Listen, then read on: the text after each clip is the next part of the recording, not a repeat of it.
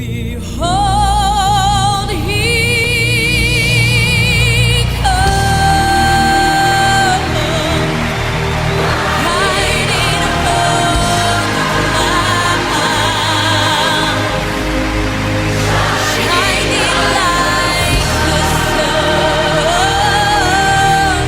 and the trumpet call, yes.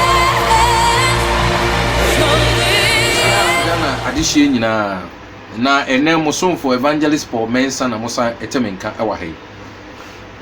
Emi se de mi hu ni se akwantu ayetu no me in particular me infa me de enye example mantu kwan se me ba be pesika keke ana mani ewo sika ho nti na matu kwan na me ba be pesika na mo me tu kwan se me besua de na me de abeboa me man me ba besua de na me de abeboa masafo me ba besua de na me de abeboa adehye bi a ebeben me ana ebeba ma akwan enu ti na me di to me ho so say no akwantu ankrofo kan mizumi tubi na me ye den me hwe enye sebi obi tu kwan na o ka asem a na iso why arrogant ana omu ade na say yen Ghana fo nko ana emofra na emu ade o ka asem a ye no kresem a kire Ghana ni a ono se wo mu ade but no kwasem ne say no kre eye no kre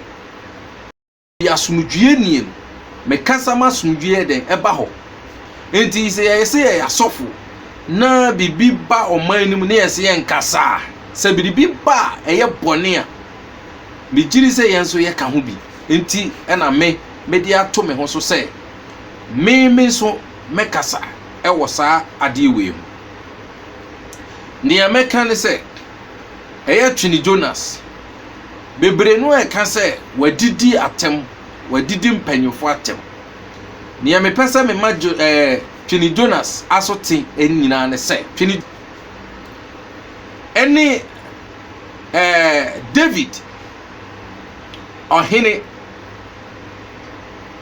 em se abrantie me nheda pontie wo bebre but ebese nura ana me tie wo videos because of near cost this time in team share that say me tie bia fine abrantie wo Germany matie wo na me tie wo no matie wo nsem ni bebre me hu se wo de passion bi wo de yaw bi ena e kasa Matthias Abraham Moshe se hwan se bi mamu din ya fa cheme ni nyina ne se matietie mumu bebre bloggers amo outside matietie bebre no a na ne me pesa me kan se sabi me nya se me ye blogging adwuma ana se me mbeji obi adwuma enye emfema no but me pesa me kan bi wa hanom kakra ese sa mi nuanom ya metie mu nyina no me pa mo chaw me sram ada Twini Jonas ne etie ne se on se nipa ya ade bi ana nipa wo suban bi mu ana nipa wo su bi mu na onyini wo mu na ofu abeben na wo pese wo tenetene no ana wo boa no a eye din pa wan hwe yi a nipa behu se wo kura wonye na ne me mehu ni se Ghana ena panyimfo enye bone panyin bi ade bia wa oye bia wutumi se panyin bi wo ma sabi enya do sabi enya wutumi se wadi nsemfo pa enso oye panyin ti ono de ende oye okay but abofra ya de a ende abofra no wayemfom so eno edidi mu aba nyamesumu kristofo asori dem mpo no ewo ho opanyin ya de wutumi se ye nkwasiade na opanyin ya die enso ye so ye panyin nti on de panyin de o panyin obi a mo ne chem so but abofra de on de o ya abofra but me tu kwan kakra yi ne hu kakra ne se abrofu yi so we abofra wo so we panyin wafum a wafum me meka asɛm bi akyerɛ wo akyire ba menka bibi nkyerɛ me nuanom a moyɛ bloggers me nuanom deɛ meka ne sɛ atemdidie na mu die ne deɛ anka embrɛ fom because ɛna medical ka sɛ onipa a watena biribi mu akyɛ na wafu abɛbɛn na wo pɛ sɛ wo boa no na wo trenetene no yɛmfa atemdidie ne anoya ɛmfɛ nkɔ ne so panyin yɛ bɔne na etia ana wɔyɛ mfomso a yɛwɔ kwan a yɛfa so na yɛka maminka story bi nkyerɛ wo ɔhene bi a yɛfrɛ ne David a ɔtena ase na saa David yi ɔyɛ ɔhene pɔn ɛna ɔno ɔyɛ bɔne asɛm a mekan mikoto efi 2 Samuel ɛna mikoto edi ayɛ den every 2 Samuel chapter 12 verse 1 to 14 2 Samuel chapter 12 verse 1 to 14 ɛna me de ka ma asɛm yi ɛde akyerɛ wo tie ɔhene David yi ɔyɛ mfomsoɔ ɔyɛ bɔne bi ɛna onyankopɔn pɛɛ sɛ ɔyi ne nkyɛn ana ɔka ne nsɛm a wayɛ no ɛkyerɛ no ɔde fa odifo Nathan so na Nathan ɛkɔ ɔhene David hɔ akɔ ka ne ntɛm ana ɔkɔ yi ne nkyɛn ana ɔkɔ ka ne mfomso akyerɛ no ɔfa nyansa kwan ana ɔde ka nyansasɛm ɛde kyerɛ ɔhene no na tie ɔkɔɛ no ɔkɔ ɔhene nkyɛn no kyia no ana obisa ɔhene so nana ma mimi sɛ wasɛm bi ɔse bisa me ana ɔse nana susua mpa sɛ wote akonnwa so yi na sɛ yɛde asɛm bi abrɛw ɔpanyin bi a ɔwɔ sika ɔwɔ nwan bɛyɛ ɔha ana saa nwan ɔha yi a ɔwɔ no na abɔfra nso a odi nase ana odidi n'akyi ɛwɔ dwan baako pɛ na sɛ odwan saa na abɔfra yi nya ɔhɔhoɔ na ɔhɔhoɔ no ɔbaa yɛ pɛ ni nwan maako ɔha na ɔwɔ ni nyinaa no wamfa mu bia sɛ ɔde bɛkɔ akɔ sum no hɔhoɔ ana wɔde bɛ sum no na mmom ɔkɔfa nia okuro odwan baako pɛ no ana ɔkɔkɔkye no na ɔde sum ne hɔhoɔ enti na ma mimisa wo enti wo yɛ ɔhene yi a wotiwe yi sɛ saa asɛm yi ba wo nan ase a sei na wo bɛgyeje saa asɛm yi di afa ɔhene David bie na no a sɛm ɔkan ne sɛ nipa na ɔyɛ saa deɛ no me na mete yɛ deɛ metwa na suo kraa wayɛ bɔne papa na obi a wukura nwan maako ɔha 100 na obi a wɔyɛ wabɔfra kura baako pɛ na wonya hɔhoɔ a wakɔfa baako pɛ no de asom ne hɔhoɔ enti ɛhɔ a oyi a no sɛ me a ka metwa na suo me a mɛpanehye nipa no ɛhɔ apɛ na Nathan sɛ nana ɛyɛ wo a o ɔsɛ me ɔsɛ yes ɛyɛ wo a hwɛ sɛ wankasa wo mma mpanafoɔ ayerenom bebrebe 700 wankasa wo sogyani panyin baako ne yere a waka ana wotumi nya akukuduro esuma no sɛ ɔnkɔ koa no na ɔnkɔ ntɔkwa wugina brosan so ehu sɛ ne yere gina dwaye dware ana no ho yɛ wakɔ no wakɔfa ne nada awurade sɛ wayɛ bɔne kɛseɛ awurade enyi honhom enye den emfiri me mu ba akoma foforo to me mu ɔse create in me a clean heart and put within me a right spirit. Take not thy spirit away from me. And no David at his boss are Psalms.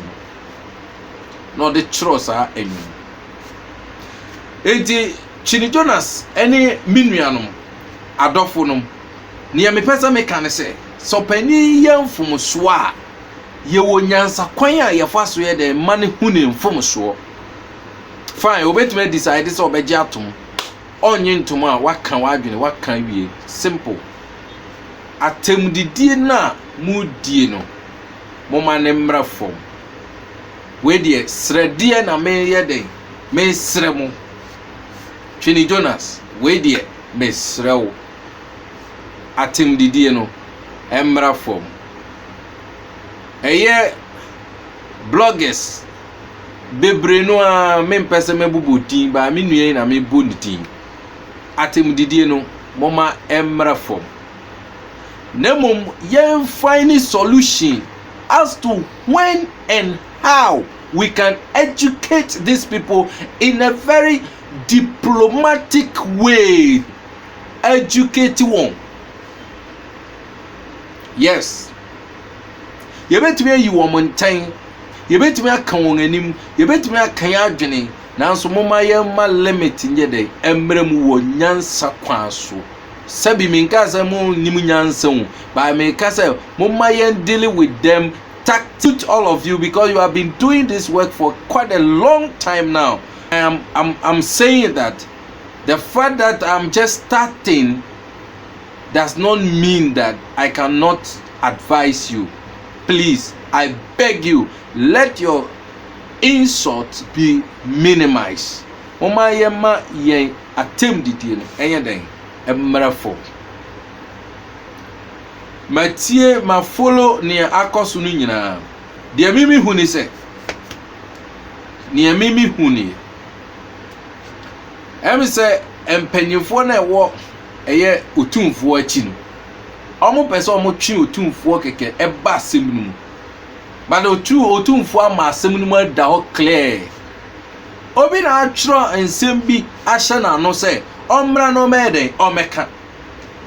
Na opanyizo de wotena se ne yɛka sɛ yɛka na nkarefo nkwala akyi na nka befie yɛdwudwa no yɛtwitwa no den ayɛ ne mpusuo na wo se wonka ho asɛm wonka ho asɛm a yɛse mpanyimfoɔ sɛ yɛka na nkarefo a wo panyin wo yɛ den wo ka ho bi ɛno na otumfoɔ avoid enti ɔno nso ɔyɛ panyin mo na mo tro sa krata ne bre no beka ne se mo hye ne kutupa se onka ne wo krata no edie na mo hu nti a mo se onka ne wo krata no mu nko a ma onka se bibi asɛmfufuro bi ayɛ de enka ho a mo nso mo nim pefe se oyɛ panyin oyɛ himu a ye de respect ye den emma no adenti corruption mo hye ne kutupa na ono nso aye corrupt like you have been corrupted.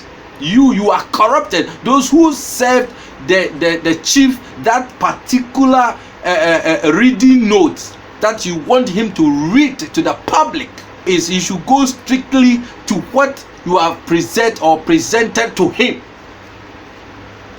Enti enya fidie na mo asumu no no. Enya fidie na mo asumu no no ana.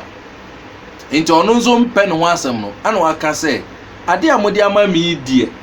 Edin Okonya ye kra nko beka so onye mpo, but enuti no pass that comment no na mo ahemfo no so mo won chen no mo twi otumfo aba issue num say Chini Jonas asem a okan ye no ono na oyede ode no ba uti asem no mu ye pa wa mo ne din se otumfo na mom ahemfo so what I say ahemfo ede ntina mo kokko twe no ede na aba issue no okay me de ne meka ne se Chini Jonas ne ye nuanom moma mu kasa no eye insult no embrafo na yemfa nyansa kwan foforo so na ye educate ye manfo ene etiefo ene Ghana oman ni nyina na no nti na megiri se ye mu bi no ye de ye tu kwan ti megiri se ye ne sa ebeboa me da mo asepa na ne esanto so bio eye efa duabo na ekoso ewo asanteman mu no duabo na ekoso eno na ne me nso me san ye de abaso duabo curse. What is a curse? Na me pesa me ye bibi kakra fa curse no na me ye research about the curse no. Look at the Oxford Dictionary. The all can fa curse ho. Me screen ebo hantina me hwe soro no. Into me screen any me computer. My computer is just hanging here, so I'm just looking on the screen to read from it. Entity, my screen no Oxford, the Oken. I see. What is a case? In the Nyamabisa no what is a case? I see. Is a solemn utterance intended to invoke a supernatural power to inflict harm or punishment on someone or something. Or in totality, what the case means is that to revoke or pronounce some a supernatural power to inflict a harm or punishment on someone or a thing. That is a case. So meaning that the Ashanti kingdom, the Ashanti chiefs are trying to invoke some kind of power to inflict harm or a punishment on Chini Jonas. The chance, and I have the right to speak or to say something about this thing. And listen, nyempesa mekani nyina ne say, in the first place, adenti ene beba say omanya yewom obi aye obi mfumuso na ya begina public na ya di nkosua ni nwan ni snap ni yesi ye bonipia adenti Ghana oman no eye onyankopon man eye Christian country enti se ene oman no boni bia mamu na bidibia mamu a mepese me ma Ghana man Asante man ahemfo mu nyina maso te se eye onyankopon ne kita Ghana kuro no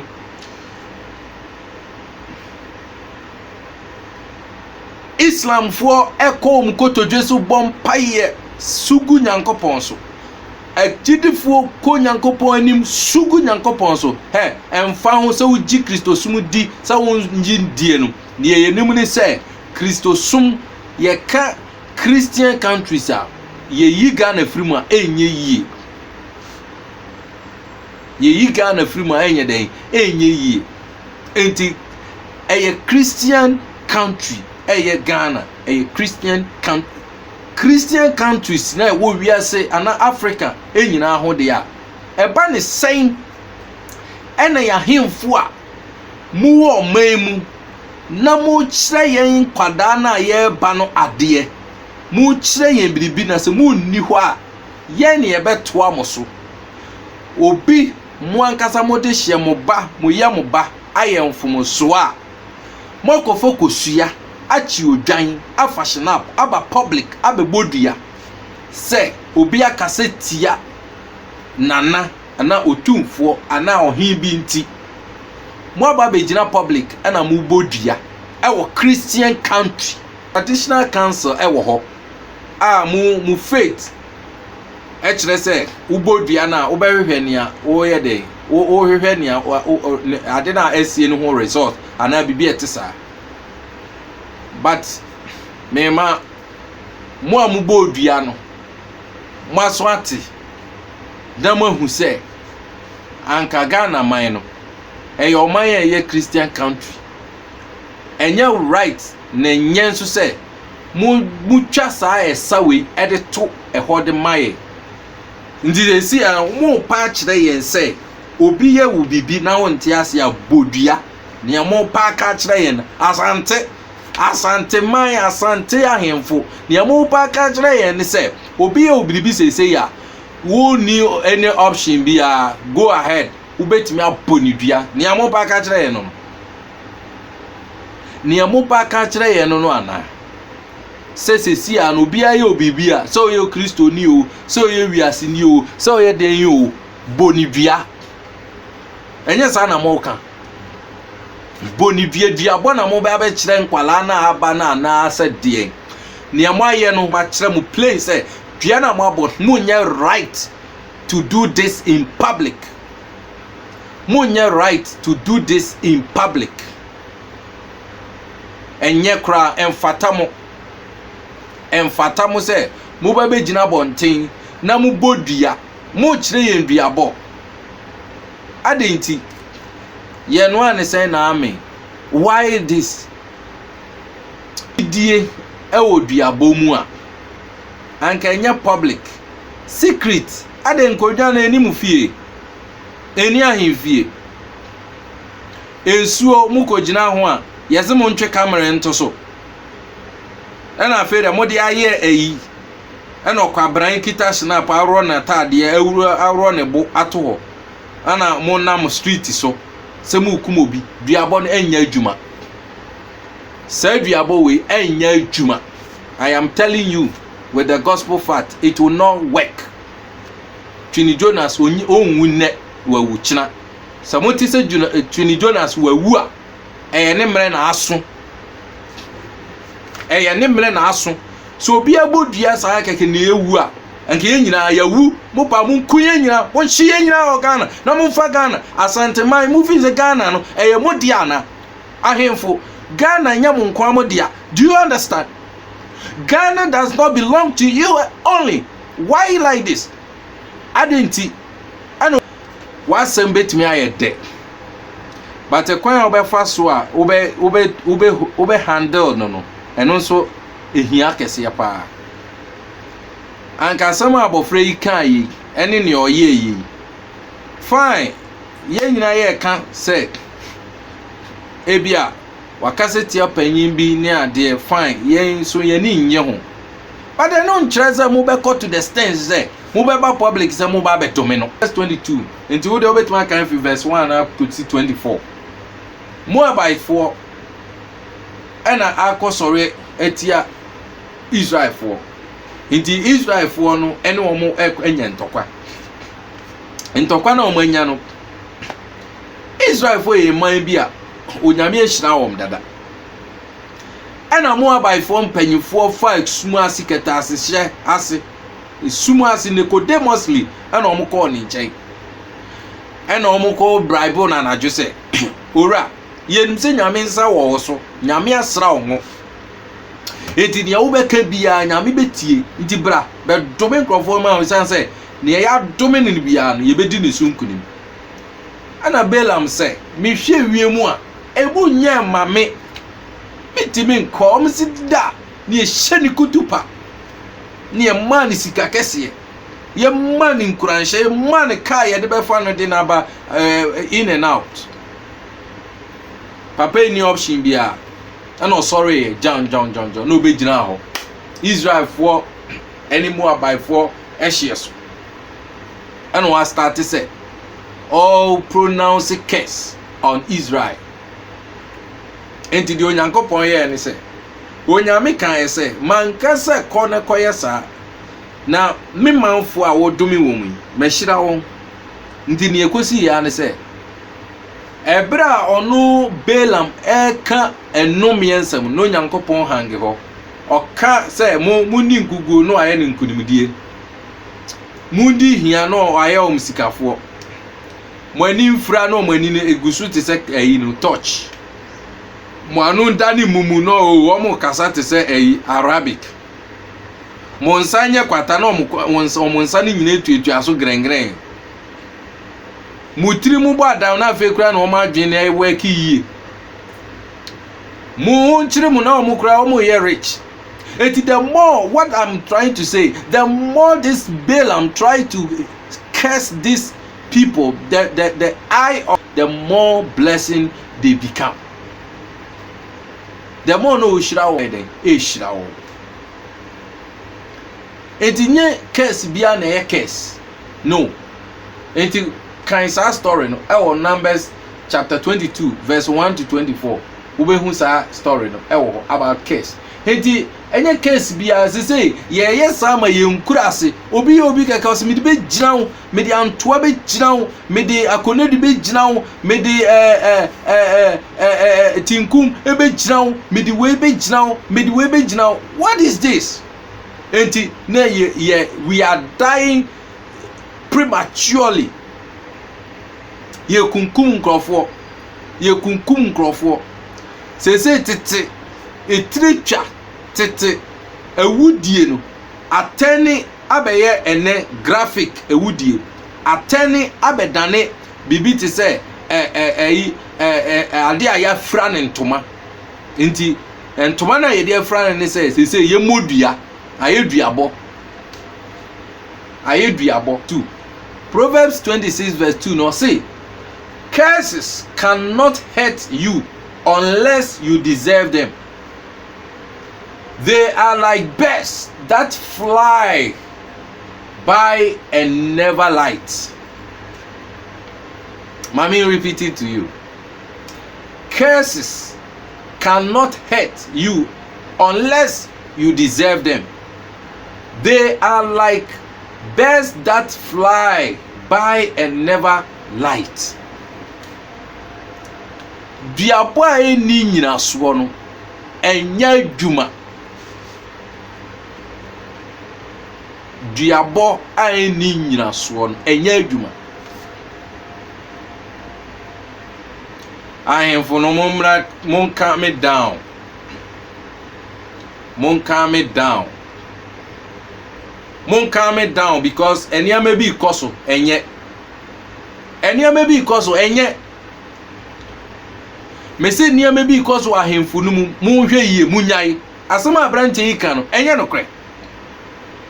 Asema abranche yi kan ahemfofo na mo chese mo ase mo de oman no ne building yina mo de akogu Akufo Addo so mo de akogu president so president bia ba onu na onye den onye oman ni yi ahemfo de mo nka ho enso mo kra de mo kra na mo ye the west ahemfofo no usese president owo castle owo your friends the Flagstaff House use hwan Flagstaff House owo ho ni onumni ekoso ewo chebi onumni ekoso ewo your friends begro onumni ekoso ewo Kumase menhia onumni ekoso ewo kejetia onum mo amu wo ho na ye de ho ahye mo nsa no mo na mo be boa ne governance no sa government no onu no side no mo na mo be boa no na niama ye de aye simple di ama no na mama no report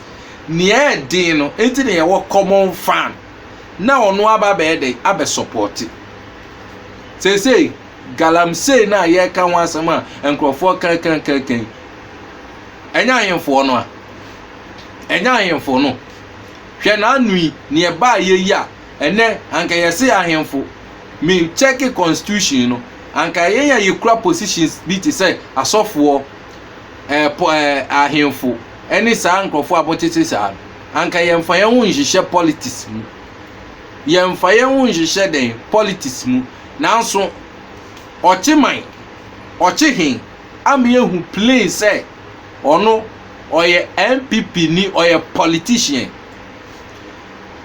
esanse ni kromu honom no yetu galamsey ti say biribi yetu galamsey papa galamsey ni nyina president ohun ye mesi ohun ya na. You see, politics is a dirty game. Enye game papa ti ye koko munko achimasafo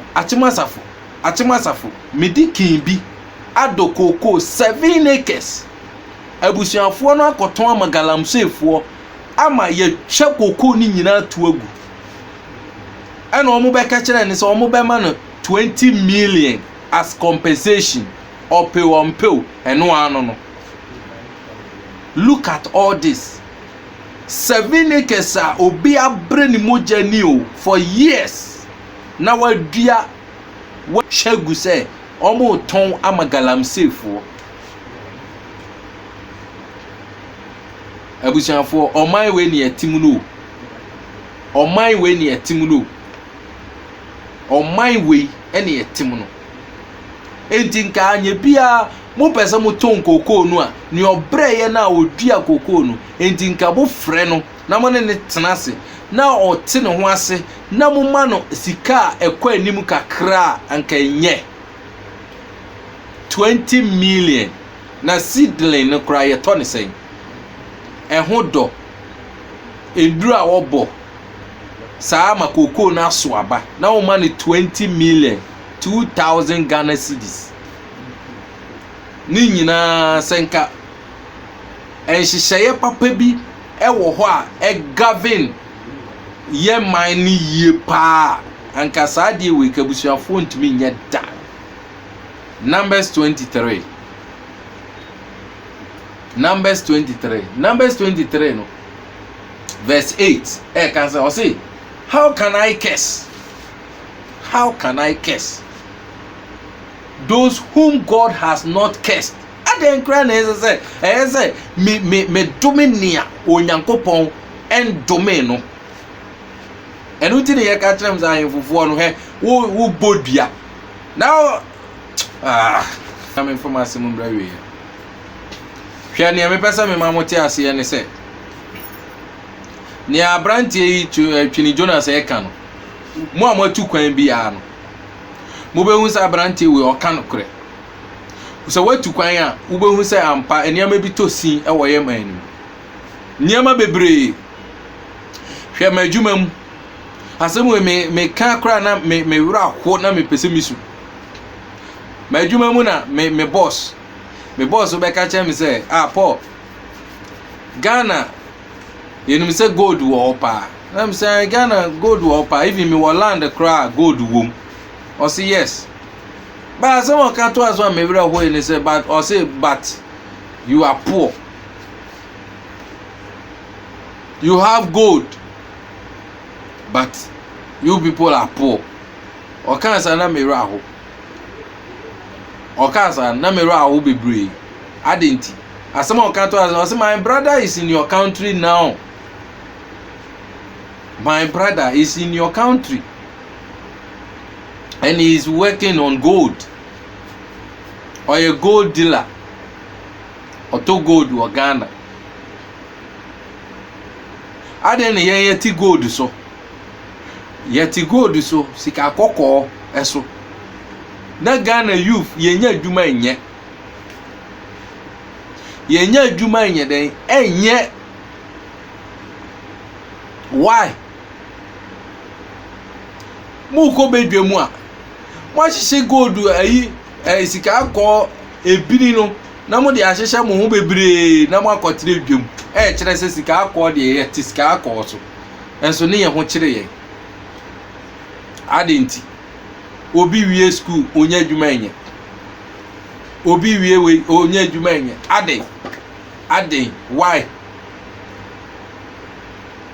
ye kaze system no onye adwuma mo nte ase mo su de bia mo sori a mo di atwentwia ni Dubai mo ba mo me Dubai system no eye adwuma Ghana nko na panyin nye bone aden Ghana why I can't think far. I cannot think far. Why?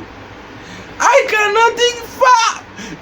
Ghana pen and penny for nyaboni oh. Why like this? Ghana ate. Ghana pe no penny nyaboni abo Franco na eboni. Aden. Hwe ye tu kwan ndi ehu yehu no kure no yehu why baby amuto sin yehu o ndi obi entimi medada ye bio yeti gold so ne yehu kire ade yenya adwuma enye aban akufu ado oba ye also promising yen one district one dam one district one cocoa one district one way yes e de bo nwumpo nwanwanpo say mu musicians nso muntimi mfa one district one dam one district one cocoa one district mu mfa lyrics ento asem fam monyum nankai papa we se ne okan ye nie nwanwa asem fam monyum one district one factory one district one dam eno ne yeto abanama awu Ghana politics ni ye dirty monya pe biribi ba akopɛ na nipa ne boje so ye pe na mo gina so advantage na mo de misuse niama nti oba ye na wo hit the limelight say free education na ye gito mu no eno ano no ne aka nyina ye bogus aye bogus abusuafo ne ye kan kire mu ane say wo me yenye the right thing ene mo so mfo me de manu ato saasemu mu ahemfo na mo bo odua no enye right mu ni right say mo be bo odua bia mu ni right sa wo gidua boni di anka enye secret ade na wo ba be gina public ede na mo de kire ekire mafo ede na mo kire nkwala no ede na mo kire asanteman ahemfo Ghana enye mo nko amodia Ghana enye mo nko amodia Ghana sosen mu nyina mu hwe yie mo nkyira kirepa na yensua yenso a yetukwan yenso ye de kwan kitengeti bi so be kire mo bidibi na mo nso masua bidibi mutukwan da mo me ya de e beboa oman no ne yenya nkoso wo ye man mu ye pen nkoso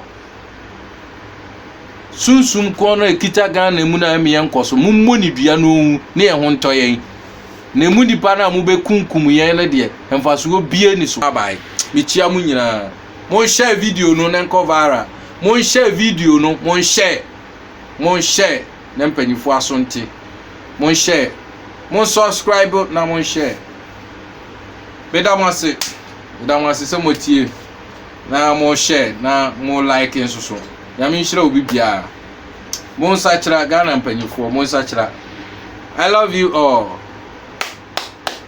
bye